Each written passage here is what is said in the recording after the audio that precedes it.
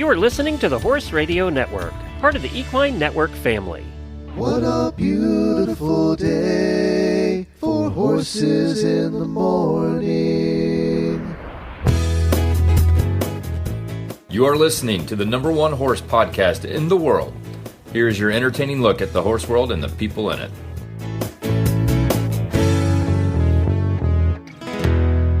I am Glenn the Geek, coming to you from Ocala, Florida, and you're listening to Horses in the Morning on the Horse Radio Network for Friday, February the 6th, episode 3879. This episode is brought to you by Kentucky Performance Products. Good morning, Horse World.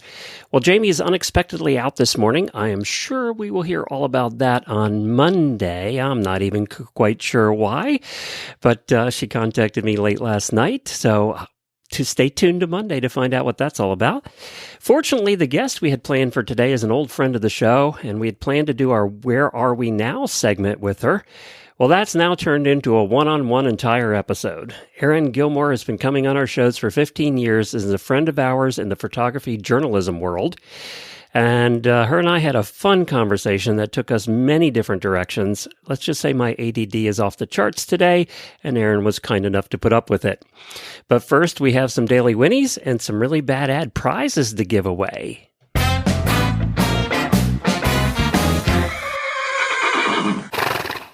From the podcast to the barn, here's some hidden birthday wishes to keep you warm.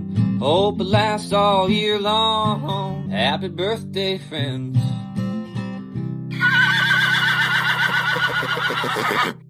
Our auditor birthdays today are Laura Al-Hamzwari. I hope I got that right. Sorry, Laura. Paige Reardon, and my good friend and mentor in the podcasting world, Dave Jackson of the School of Podcasting. I'm actually hosting his show, his live show, with him tomorrow morning. It's called Ask the Podcast Coach, and he asked me to co-host this week. Thank you, Dave. We'll see you tomorrow morning. And I wanted to give away the prizes before we get to the interview that we've had for the whole month for Really Bad Ads. The following products were provided by StatelineTac.com, home to over 120,000 products for your barn, horse, and you. There was first the Amigo Close Contact Saddle Pad, and that was worth $50. It combines durability, breathability, and comfort to ensure the best performance for your horse. Made from hard-wearing polycotton material, the saddle pad is designed for long-lasting use. And I had Jennifer pick the winners this month, so the Ursina Studhalter was the winner of the Close Contact Saddle Pad. Congratulations, Ursina. And then the Amigo Polo Wraps, they're $34.95 value. They're the fleece bandages that offer flexibility, comfort, style, making them an essential addition to your horse's gear. These bandages can be used in the stable, while traveling, or during exercise to provide added protection and support. These are really nice polo wraps. And the winner for that is Heather Brower. So congratulations to Ursina and Heather for your prizes. We'll be getting in touch with you to get those shipped out to you as well. All right, let's hear from Kentucky Performance Products, our title sponsor for today, and then we're going to go into an uninterrupted interview that I think you're all going to enjoy, a little bit about everything, with Erin Gilmore. This Nutrition Minute is brought to you by Kentucky Performance Products, the company that simplifies your search for research-proven nutritional supplements at kppusa.com.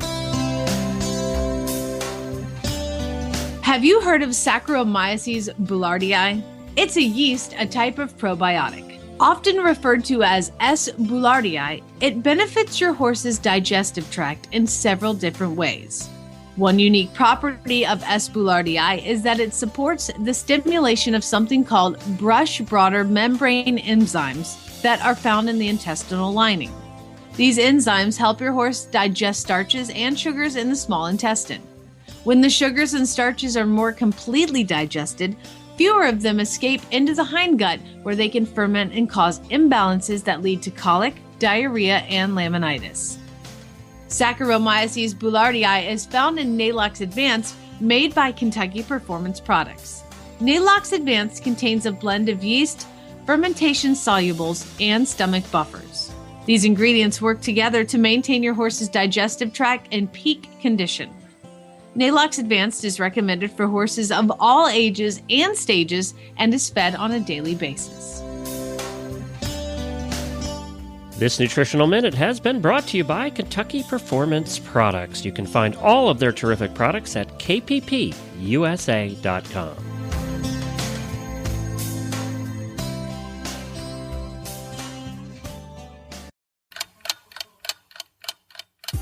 Join us as we chat with past guests to find out, where are they now? Well, we're really enjoying the Where Are They Now segments this year, and we have somebody who's been on our show. Matter of fact, she started coming on the Stable Scoop show 15 years ago, and she is an equestrian photographer, also, I would say, a writer and a journalist and an editor. You've done all those roles. Erin Gilmore is back with us, and she also helped us a lot with our coverage of the World Equestrian Games in 2018. Hey, Erin. Hi, thank you so much for having me on. This is so great. You know, I think most people know you for your photography, and I think that's why we started having you on a long time ago.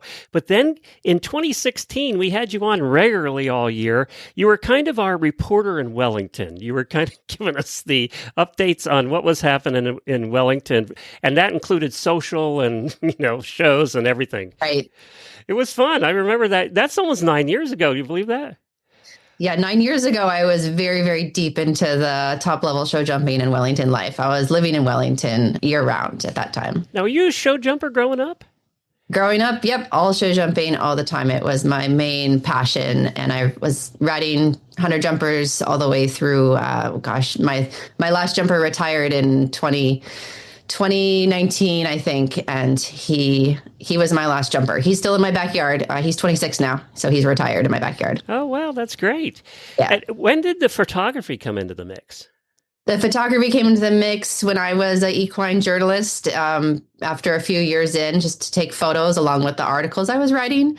But it really went full-time for me when I moved to Virginia in 2018. And I started building my business as a horse show photographer, which I never expected to do. It was not really part of the plan, but the more I did it, the more I loved figuring out how to do it well. And that is how my business has grown the last 7-8 years.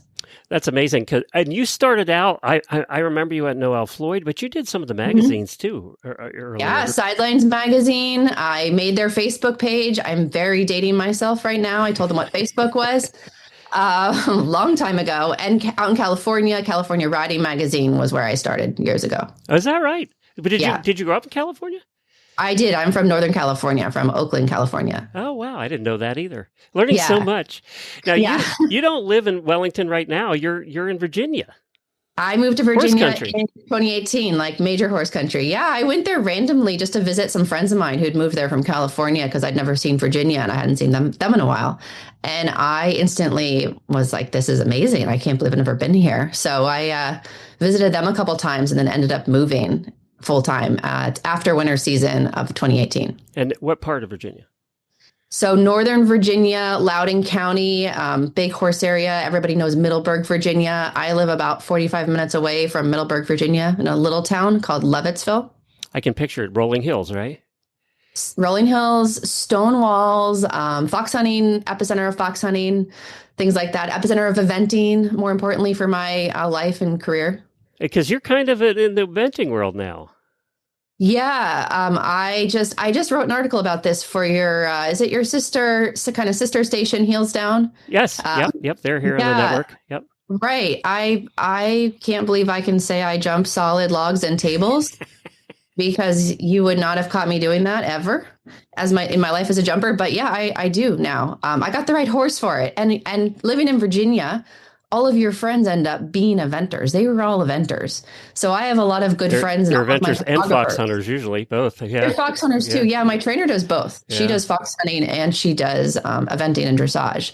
So it was a few years of me watching it. And then I started photographing it a lot. So getting to know the sport as a photographer at all levels, I really started to learn a lot. Previously, I'd covered it for you guys at WEG and I'd covered eventing at the Olympics and knew it at like the big, big level for sure. But there's such a massive grassroots level of eventing, and the entry level is much more realistic than the entry level of show jumping.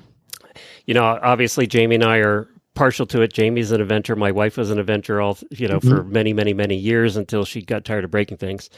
And, you did it backwards. Usually people start in eventing and then they go to other things because they're tired of breaking things. You went show jumping to eventing. You actually did it backwards. Eventing is friendly, they don't judge you if you're too scared True. to jump anything big. And if you want to jump a little tiny pole on the ground forever, that's totally fine. And so you can just take your time moving up. And the horse I got as a 4-year-old, I started with him a little bit when he was 5. And so together we've been moving up the levels. And I always feel like it's a go at my own pace. So several times now I've gotten to a level where previously I said, hell no, I won't jump that. But confidence grows and I'm a much more confident rider now. It is interesting. I think endurance and eventing are probably the two down to earth disciplines, and we cover them all. And I just think those two are the most down to earth, most accepting, and least judgmental. I would totally agree with that. And I have, I have some authority to say it. I've living in Wellington for 9 years and doing show jumping for 25 years. And, now I'm a dressage rider. Eventing forces you to ride dressage. Never in my life had I consciously or actively. Yeah, most show jumpers don't look at dressage and go, I want to do that. Right. So we've come to really like our dressage, our dressage punishment shows and lessons. It's interesting. You did a episode of Heels Down, one of our sister shows, and it was in 2021 on why can't horse shows be affordable. Right. I feel like you could do that whole thing over again, and it hasn't changed, or it's gotten worse. Oh no, it's gotten worse. Yeah, and watching show jumping in USEF as a spectator sport is a lot nicer than trying to enter A circuit shows. But it's something I just understand from a couple different angles, and I, as a photographer, I partner with really wonderful A circuit hunter jumper shows. Upperville is my quote local the classic, huh? show. The classic. That's an amazing show. That's the oldest hunter jumper show in the country, and it's a USEF heritage show. It's amazing. And in 2019, I worked all spring with my jumper to do the 3-foot hunters. I trained for Upperville. I said, I want to show at Upperville once in my life, because it's just this amazing, prestigious show. We worked and worked and worked. We got to Upperville. We were dressed for the part. He was braided. I lost so badly. I had just worked my ass off all spring just to go to Upperville and lose. But at least I got over a few jumps and went there and made it happen. And then I was like, okay, why am I doing the 3-foot hunters? I don't have the training program, the money, the anything. And a year later, I retired my horse during COVID. And, not that I wouldn't go back to it, but eventing just been an interesting and new path. And also Virginia has amazing resources for eventing. We can show, we can school, we can go to another farm. Everything is within an hour of me. And that just makes life really fun and appealing. We have a lot of listeners in that area who are eventers, who are doing eventing. And we had the opportunity to visit Jacqueline Burke up there. She's so great. Oh, Love she her. is terrific. And we stayed at her farm and, got to see that whole world there. And she's been listening to our shows, I think, for as long as you've been coming on them. She's awesome. By the way, I should have warned the listeners that this interview will be very ADD because we both are, and we end up talking about everything. But I want to get back to the cost. And I didn't warn you this was going to happen, but you've addressed the issue of the cost of doing shows. Jamie and I talked about it on Wednesday's show. We don't understand how anybody affords to show anymore. I don't know how they afford to do it. Well, either they just start, in the 1%, so it just doesn't matter. So that doesn't change for them. Or, they're like me and they look at an entry level in a different discipline where an expensive weekend is, I don't know, $450, not $2,000. And I'm talking an amateur level. Of course, FEI and the elite riders, it costs more for sure. But even so, this is the first time in my life, for example, I've ever been able to afford going south with my horse as an adult amateur, right? Going on a winter trip to go train and ride and show. And we did it 2 years ago with my barn, and we're going in 3 weeks down to Aiken, South Carolina. And, when all is said and done for 2 weeks of riding and going to 2 shows and competing and schooling, I don't know, it's going to be like $2,000 maybe for 2 weeks. And it just doesn't compare to the other disciplines that you're going to the A circuit and it's $2,000 for 4 days of showing. So that's why I say the entry level in these other disciplines they're more friendly. They're there. And I'm talking within privilege of saying, oh, I can spend $2,000 in the winter. Like I'll acknowledge that. Right. But I've always felt like there's other ways, and I'm never going to stop riding, and I'm never going to stop participating, because it's the reason I work so hard is to participate and have fun. So finding another discipline that I really felt was welcoming, that I could do, that is a challenge, like, oh my God, enormous challenge, but has so much community around it, has really felt like I found another home in another discipline. That's fantastic. And I think 15 years ago when we talked to you, you would not have said that at all.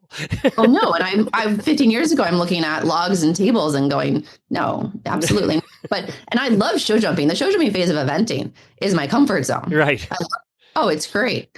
I go in there and not stressed at all. So I dressage, on the other hand. Dressage is just, I love competing. So dressage doesn't make me nervous, but I want to do it well. And I have a green horse, and it's such a slow, hard process. It teaches you emotional regulation. That's like a phrase from my good friends who are horsemanship trainers at Riding Far. So they say emotional regulation in riding. It's actually like emotional regulation in dressage to get you to, hopefully not losing in dressage. So I have to ask you a question. I have known you for a long time, and I wouldn't say you're a perfectionist, but you do like to get things right. I mean, you're at the edge there. How has photography taught you to be more of a perfectionist, or taught you to deal with things better? Yeah, I've been called worse things than a perfectionist, and I would say perfectionist is... I don't think you're quite there. I've seen perfectionists. I think you're close. If you got inside my system of horse show photography and spent a day with myself and my team, you would probably rethink that. We are perfectionists. And, I took that task of horse show photography that, on one end is completely overwhelming when you take 20,000 photos in a day. And then on the other end, from the rider customer, you just want to share with the world that you just showed your horse at whatever level. And this is what you did today. And you have this like deep driven desire to get those photos. Like I get that, right? Because I ride and I show myself. So going from both ends was like, okay, don't make it overwhelming for us as photographers, and then serve the need of people who just want really great photos right away. So perfectionist, maybe a little OCD, I built a system that streamlined horse show photography into something that provides like amazing photos that you don't have to sift through and you don't have to wait for, that are available at your fingertips. And then it was a couple years, of sitting there till 1 a.m., 2 a.m., editing photos and figuring it out and training other people. But I now today, after 8 years, I have 28 weeks of horse shows I do as official photography. I have a team of 20 photographers I work with around the country, and, training them to the skill level of like where we're all equals has been amazing. I have like the best team of people around me in the industry, in the world, I think. They just share my desire to like do a good job and get it right. And yes, like be perfectionist. We have not lost a photo in years. We have not missed a ride in years. We haven't even made anyone wait longer than 2 days in years for their photos. Our turnaround is like the same day or the next day. It's amazing. People think, and if I had this comment too about covering events, there was, oh, you're so lucky to, cover all 17 days of the World Equestrian Games. Yeah. And we are fortunate to be there, but it's work. What our day starts when we go home. That's when our day starts. Everybody else is drinking and relaxing and having dinner, and we're trying to get stuff done, right? So, I mean, worse for photographers than even for us on our side. We're always trying to find the interviews for the next day. So in the evening, we're doing that and editing what we already did, but also looking at the next day content. And it's a constant content creation process. And that's how I learned when I was doing reporting and journalism and trying to get breaking news out the door and, making making that happen alongside photography. I mean, in a way, without writing articles and covering the sport as a journalist and just focusing on photography, I've been able to accelerate that side of it much easier. And our day starts in eventing days before when we walk the cross country course. Sure. So I go to a horse show. I memorize every single cross country course at every single level, map it out, and then send out, 6 or 8 people to cover cross country at a big event. So, we're out there with the riders walking it on Wednesday or Thursday sometimes. You also cover an event that's really close to where I live here in Ocala. And that's one of my favorite events because I'm a carriage driver is Live Oak, the largest carriage event in the United States. And that's coming up. I love Live Oak so much. That horse show is so unique with CSI 4-star show jumping and combined driving. Once a year on that amazing facility run by this incredible family. I always say, like, if Level Up was a person, that person would be Chloe Reed, who runs that show with her uncle Chester Weber and competes at the upper levels of show jumping. And you've never seen somebody work so hard, get on her horse, jump a Grand Prix, get off. It's amazing what she does. And because of how genuine they are and how much they care about that horse show, it just creates like this incredible atmosphere. I feel lucky and grateful every single time I return there as official photographer. It is just like an unbelievable week. And yes, it's Florida in March, so it's not bad. You're very welcome. Plus, it must be fun. I would think photographing those carriages in those water complexes and everything they do. Yeah. I mean, you normally get to do horses and riders, but the carriage and the horses and the whole thing just adds a whole new level to photography. It does. And there's a little bit of similarity like with a cross country course where you need to go to the certain hazards. And I have a couple of people helping me now. I used to kind of try and do it alone and run my feet off it. But they added a 1-star show jumping division. So I was able to grow the team a little bit to cover everything. But yeah, it's like the carriage driving and the youth division they started. Mm-hmm. It's maybe their 3rd year in the youth division, but they're like working so hard to grow combined driving by growing this youth division. Seeing them in the morning, the like very small kids, all the way up to with the Chester cutest Weber. Ponies ever. Oh, the cutest ponies. There was a tiny little mini pony last year. It was amazing. Hopefully she'll be back this year. But the getting through the crowd, because there's always an amazing crowd at Live Oak, and getting to the obstacles, in time for the riders that we need to really like shoot. It's a really, really exciting day. And then just to add on to it, the show jumpers just walking through all of this up to the warm-up ring just really tells you what horses are capable of. Because they do a show jumping class during the marathon day. There's so many things for people to watch at Live Oak. Last year I was doing both of those things, but then they were harnessing the Budweiser Clydesdales. And so there was this massive like Pied Piper crowd around the Budweiser Clydesdales. And I went and climbed on a golf cart and tried to get those photos of everybody just like, they're so drawn to those Budweiser Clydesdales, right? Harnessing them, watching them. It is fascinating. I know. It's fascinating. I own draft horses and I still like to watch it. Those guys, their operation is amazing. And then the marathon is happening at the same time and people are going through the obstacles. I think I've been photographing with them at Live Oak for maybe 7 years. Every year I learn a little bit more about combined driving because I'd only really seen it at WEG. That's the only other place I've seen combined driving is WEG and Live Oak. And Live Oak is the national championships of combined driving. So I learn more. I love watching actually the dressage phase of combined driving. And then on Sunday morning, the cones phase is in the Grand Prix ring where they're going around the show jumps. That's always fun. And all of this is just like visually so incredibly exciting to photograph, not just the marathon, but all 3 phases. And, now that I am a quote eventer and spend a lot of my time trying to get dressage right for myself and my horse, I can relate more to those carriage drivers. They're doing dressage tests. They're driving with 2 or 4 horses that have to do it. It's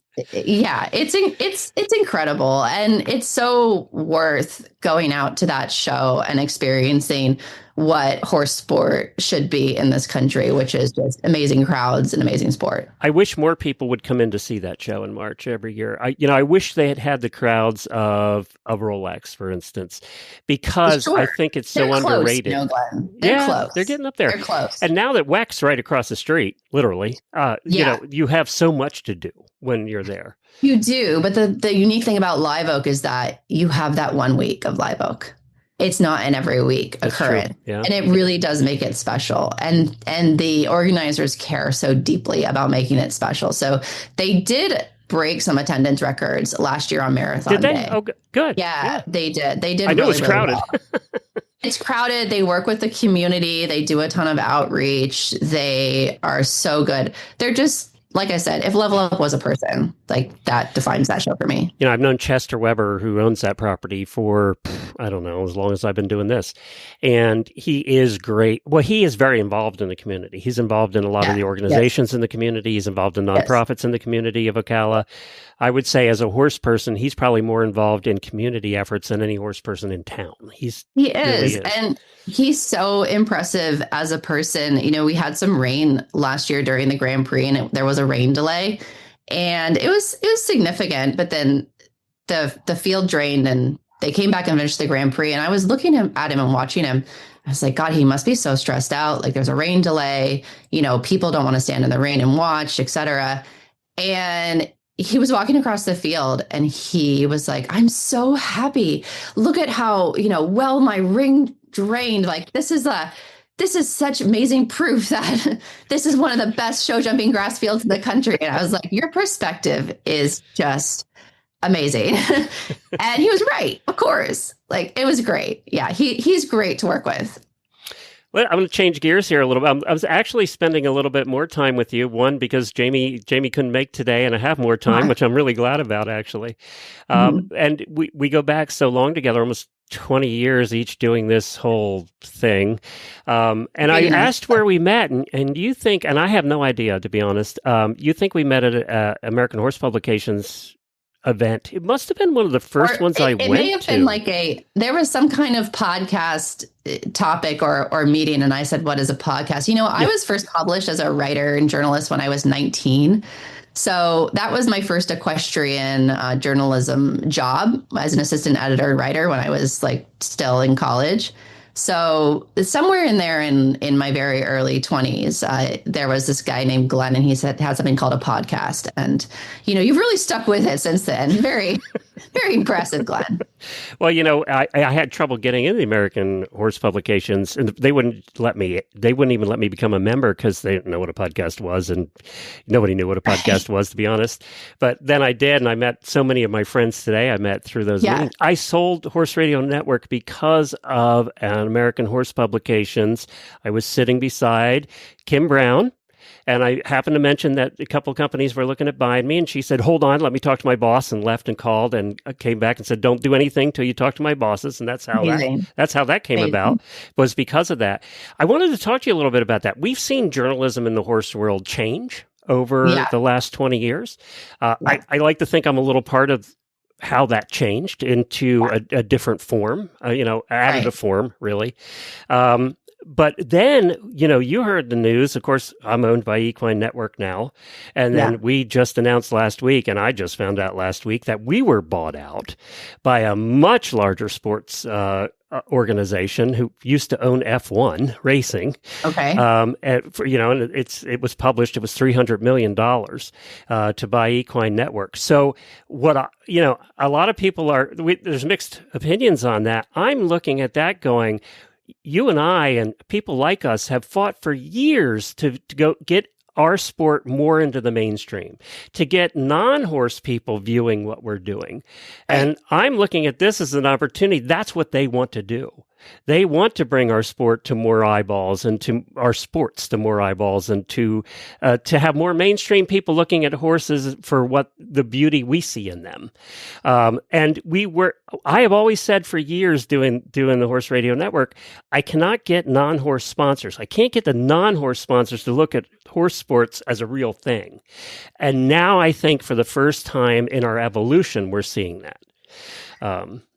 I would hope so. That's always been the topic. That's always been the question, right? Like we want to have the reach that golf has. Tennis, we want whatever. to have the living room familiarity that golf has. And we all get really insular and inside baseball about our sport and the way we talk about it, and other people can't understand it. I mean, when I was a full-time journalist, kind of my gold standard rule when I wrote something was I want the person who doesn't know what a horse hardly is, who doesn't know what this sport is, to be interested in what I'm writing, and not only be interested to understand it. So I developed a really direct style with that in mind, always, no matter if I was talking about, the intricacies of an issue or just coverage of a Grand Prix. That's always going to be the goal. It's going to outlive, you and I. The best we can do is just try and make progress and serve that, right? I like to think we did, you both in different ways, but I kind of like to think we did. I think, it was a lot of hard work to get there, a lot of 100-hour weeks, for all of us. Yeah.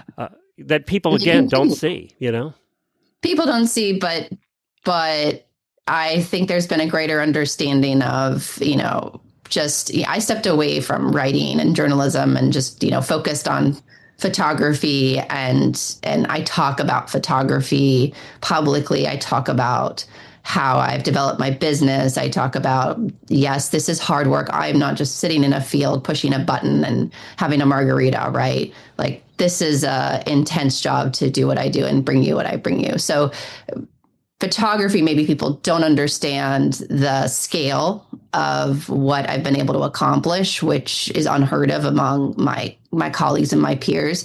But if you think about journalism, well, we all are reading, news at every level of our lives. So the independent journalism and holding on to that and, not letting everything get bought out into obscurity is still something so important to sort of focus on. Chronicle the Horse, right? Bought last year by Grand Prix that's based in France, and they've gotten torn down for letting go of their whole staff to, I guess, focus on freelancers. A couple people are still standing. Chronicle the Horse is our institution. I love Chronicle the Horse. Right down the road from you, actually. Until Glenn, they closed their flagship store in about 2024 because everything's going online, and post-COVID, they never really went back. Not their store, their office, right?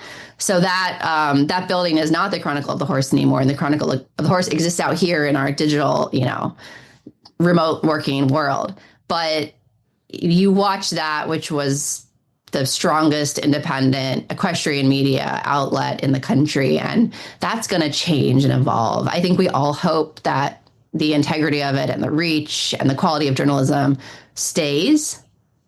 But at the end of the day, those kind of things make me feel powerless. Podcasting has grown because we sit and we listen on our phones. I listen to podcasts like so much every single week. But you're usually doing something else at the time when you're listening, right? I got stalls to clean. I got a pasture to clean. I got a farm to run. But I got to drive somewhere. We're all doing something. But it keeps us engaged, and it keeps us, interested in topics. Like the Heels Down Happy Hour podcast had the United Dressage Jumping Club guy on last week, or I listened to it last week. It was December. Those topics keep me engaged, and I get to hear directly from the people. So, long story short, it's always changing and holding on to it and lifting up the strong voices in the sport, whether that's, Justine over at Heels Down Happy Hour, or Caroline Culbertson, who has her own podcast now and has just a really amazing. I need to get her back. She was a regular guest on the show too for years. Yeah, I mean, I've listened to a couple of her conversations. Have just been amazing. I think there's more. I'll tell you why I am less concerned about taking away some of that is because I think there's more opportunity now than ever for an individual to get noticed with social media the way it is. That. And I think those individuals are rising up, and some good, some not. I mean, there's always that. But I think that we do have those individuals that are rising up through social media that are gaining followings. I hate the word influencer, but they are becoming influencers in their space. Some of them are funny and they're comedian. We highlighted a bunch of them in December, the comedians in the horse world that have come up, right? But I don't, we kind of consider ourselves more on the comedy side than the serious journalism side. Sure. But it doesn't matter, right? They're the same goal. Yeah, right? they're getting heard. So I think I'm less concerned about the that word you used, institution. Insular. Inside baseball. Just say inside baseball. I can't say that word. I'm less concerned about that because I think there's opportunities for everyday people to be heard. One example is I don't watch mainstream news anymore. However, for some, how TikTok and Instagram works. Once you watch one video, then you get all that video. So much. I get most of my news from 2 or 3 people that I really like and trust on TikTok and Instagram. I absolutely do the same thing. Yep. I mean, that would have never happened 10 years. We would have thought that was ridiculous 10 years ago. We would have thought it was so ridiculous. It wouldn't have made sense to us at all. And the scale of which it's changed and developed is so interesting, right? And you're right, the voices that we have online, that we use them, people respond to them, is so powerful. Whether I'm like, hi, horse show customers, your photos are up. Here's the link. I do that 30 times a year just to connect with the people I just saw at the horse show, or if I'm speaking on a bigger topic. Yeah. And the people I follow who I trust, whether it's mainstream news or equestrian news, I totally agree with you. I mean, where are we going to be in the next 10 years past this? So photography and AI. Let's talk about AI. I just went to PodFest conference 2 weeks ago, and I lead the pro session, which was professional podcasters. A lot of them making 7 figures a year. I mean, these are the guys at the top of the top. Right? You make 7 figures. Yeah, I wish. For some reason, I picked horses. Where right? It's like, I don't know. If I'd picked something else like murder, I would have been much better off. So there's some good murder podcasts out there, not going to lie. Oh, they make all the money. So AI obviously was the topic of conversation. Half the sessions there were about AI. I use AI. AI has helped me in that it helps me save time and prep for shows. It helps me find guests' contact information quicker. Just everything I can use it for, it is an advantage, like having a personal assistant. Yeah. However, it's also got its issues. And on the photography side, you guys, I mean, what are your concerns with AI? How are you battling that? What are you doing? I don't like it. Yes, it's a scary smart robot in your computer. Image wise, if 99% of my business is directly to the person who's keeping their horse in their backyard and really having a great time jumping 2'3", AI is not going to get in between me and that person, because that person's going to want to see their accomplishments, in the photograph I take. So AI is not, faking any of that. Photography wise, I see, the AI photos, and you can just still tell it's not real, obviously. I battle that just by being authentic and real and writing my own words and, posting my own images. I always will. And I just have to see where it develops. AI helps us a little bit. If we're editing now, it's easier to edit out a blemish just on the most basic level. And it used to be editing out backgrounds was a nightmare. And now it used to take that forever. And it still does take me forever, because I still am going to do a lot of that by hand, because it's not good enough to make it look authentic. My work, I do a huge job for Zangerscheid Stud in Belgium, where I photograph so many of their stallions, and I have to edit those photos because you just can't have a stallion free in a field or free in, a farm. They have to have a lead shank, right? So something as simple as that, taking out the lead shank, is time consuming. But, AI has helped that a little bit. Photoshop has been around way longer than AI. that's where I sort of watch it as a photographer, is how is it starting to affect our editing. And that's probably only going to get better. It will only get better, but it's not going to change the fact that I am working with incredible human beings who are standing out in the sun, and we are all trained to take only the best photo possible in our camera and then put that best photo possible online times the 100 photos that somebody gets at the end of their day. So that is a human brain and human desire and human passion to take an incredible photograph and not take 10 pictures of your butt and then put that online. Like, it's easier for us to do that, right?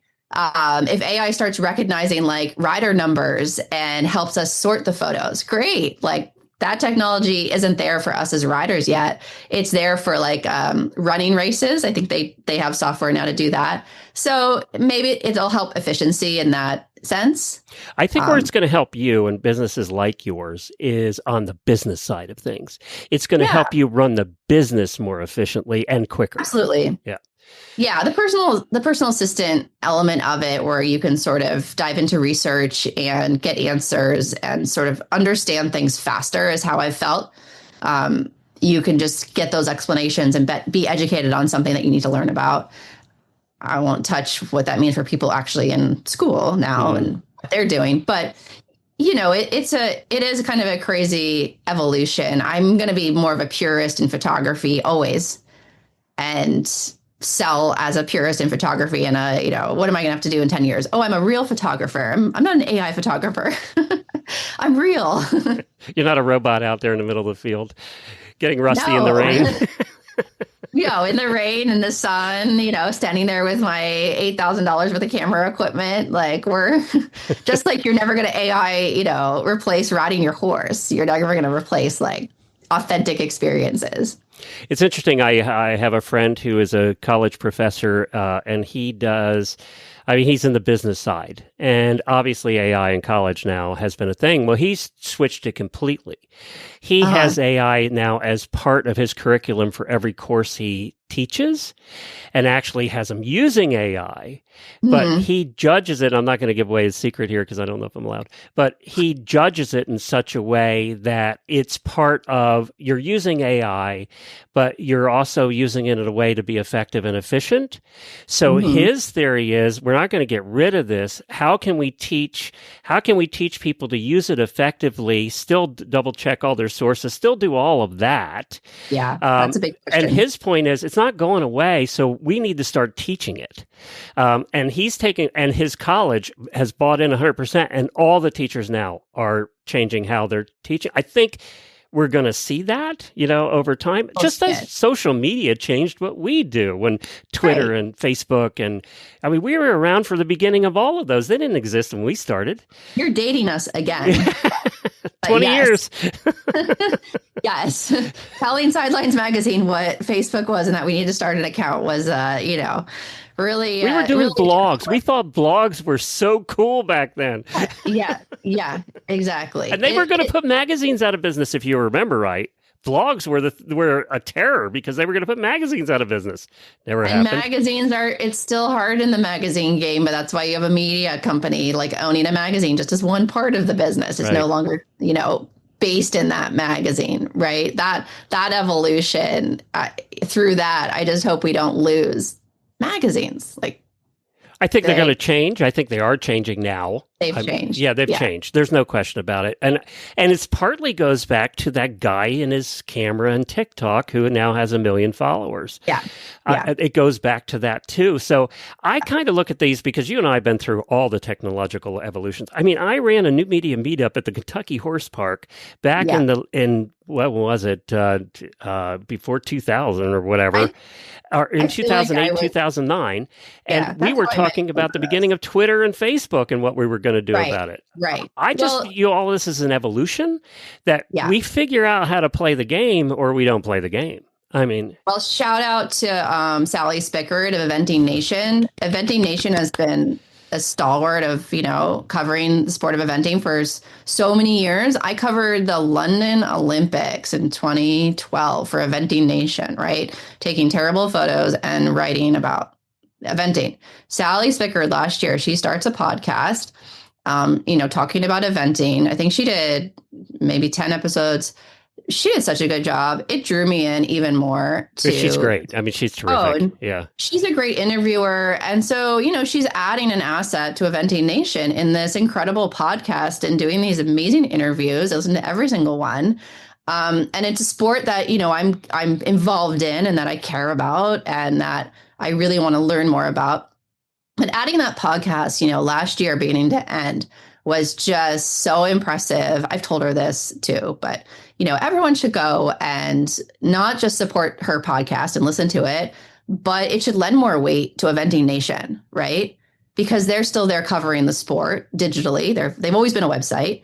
It just shows that you can take the, quote, new media as a podcast and add to your news source and it hasn't taken away from the articles they do on the website. No. It's the model of the New York Times and the Daily. Daily podcast is one of the top podcasts in the country, and modeled from the New York Times just coverage. So interesting note there. John Thayer, who started Eventing Nation, came to my first new media meetup meeting when he was first beginning back those years ago. Can you do a Where Is He Now episode with him? Yes, I need to. I talked to him recently. Actually, we spent a half an hour catching up because we grew these.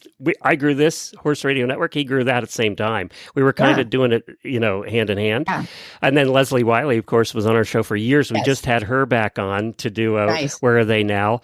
And she's finally forgiven me for challenging her to do the Mongol Derby. So after all these, was your fault.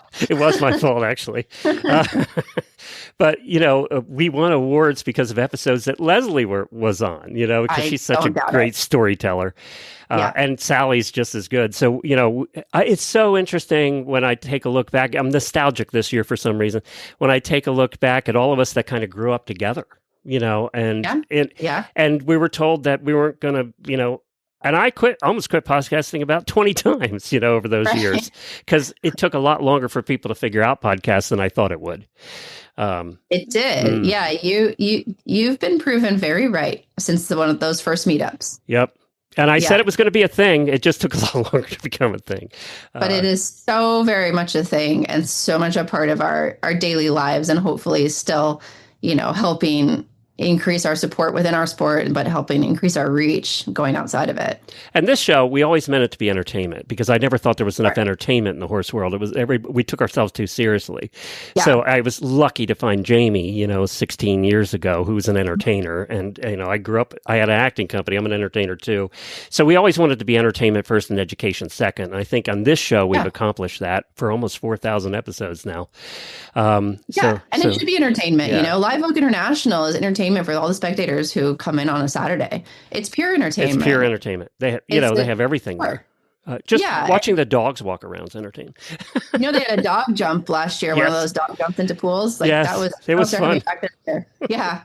All right. So if people want to go to Live Oak, it's Live Oak Internet. Live Oak International. Yeah. And I think the website's just liveoakinternational.com. It's really easy to buy tickets. March. I know I'll be there March 8th or 9th. So it's that weekend of March 9th, 10th, 11th. I'm sorry if I'm getting that date. And the Saturday will be marathon, and the Saturday show jumping is the only day like it in this whole country where you have combined driving, marathon plus elite 4-star show jumping happening at the same time on that grounds, and that beautiful, grounds with the live oak trees. They're literally, Glenn, there's no other day in equestrian sport like that day. And that's why they get thousands of people. And then you can drive across the street and have dinner at one of the 14 restaurants over at the World Equestrian Center. Is it okay that I can tell you I call WEC Disneyland plus Las Vegas with horses? It is. That's a perfect description, actually. I'm going to steal that. That's a perfect description. But it is fun to go have a drink there. Yes, it is. I mean, that also has an atmosphere. Erin, where can people find your work? Erin Gilmore Photos is my website, and that's my hub for all of my show photography. I do a ton of private photography also every year. Northern Virginia, I think people know me in that area, but I'm back home to my home base in the Bay Area every once in a while, and you can follow me, just like you said, right? Instagram and the Facebook. We're there. They say good friends are people that you cannot talk to for a while, and then you just have a conversation. You can talk forever. And I consider you a good friend because we do that. I mean, we cannot talk for 2 years and talk like it's been 2 days. So true. I so appreciate that. And I'll come on anytime. You need a deep dive into some show jumping issues. I'm there for you. I've got your back. We want the deep dive into the gossip of what's going on behind the scenes. That's what we want. It's Wellington. There's no lack of that. That's for sure. There was that one bar we used to have somebody come on and give us a report on the how many cars were left at the bar on Monday mornings at that one bar. Right. Oh man. Well, no, I'm putting in my couple days at Wellington, then I'm going back up north to fight this. So that's all I can do at Wellington is a couple days at a time. Erin, you've been delightful. Thank you so much, and we'll see you next month. Yeah, I'll see you next month at Live Oak. Yep, so nice to talk to you. Thank you. All right, thanks, Erin. Well, thank you for joining us today, everybody. We'll look forward to seeing you again here on Monday. Have a fantastic weekend. I hope it thaws out where you are. I hope you get to see your horses, actually ride your horses, maybe see the ground instead of it being white in some places. That'd be cool, too. So have a terrific weekend. Be safe, and we'll see you here Monday morning on Horses in the Morning.